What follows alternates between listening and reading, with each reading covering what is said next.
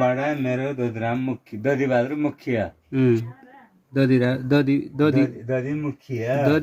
मुखिया 2058 सालदेखि चुल्हाको कार्यक्रममा सुधारेको चुलो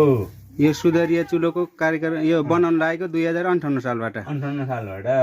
घर चाहिँ कहाँ धुर्कोट घर होइन धुर्कोट गाउँपालिका वार्ड नम्बर 8 खरे गुल्मी जिल्ला दुर्कोट गाउँपालिका वार्ड नम्बर 8 खरे पनि भयो 4 पनि भयो हाम्रो 4 भन्छ खरे खरे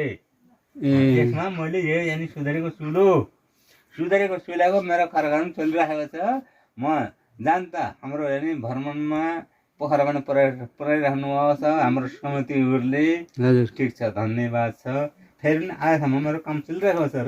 अझै पनि काम चलिराखोस् धन्यवाद छ हाम्रो धुर्कोट गाउँपालिकाले नभएर गुल्मी जिल्लाले हेरिराखुन् भनेर अनुगमन गर्नुले उहाँहरूले नि सहयोग गर्नको लागि उहाँहरूले सहयोग गर्दै राखुन् सहयोग गरी भन्न खोजेको हामीलाई त्यो कार्यक्रम असाध्यै मिलिराखुन् यो चुलो चाहिँ तालिम गर्नु आएको हजुरले तालिम हाम्रोमा प्रमाण पत्र राखेर हामीसँग प्रमाण पत्रसित 58 सालदेखि हामी आजसम्म 82 सालसम्मको प्रमाण पत्र राख्नु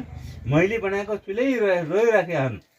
कति लिनुहुन्छ त एक दिनको बनाएको चुलो मेरो 1500 जाने अहिले 1500 लिन्छु मैले 150 बाट सुरु गरेको हजुर 150 मा चुलो बनाउनु त्यहाँ सुरुमा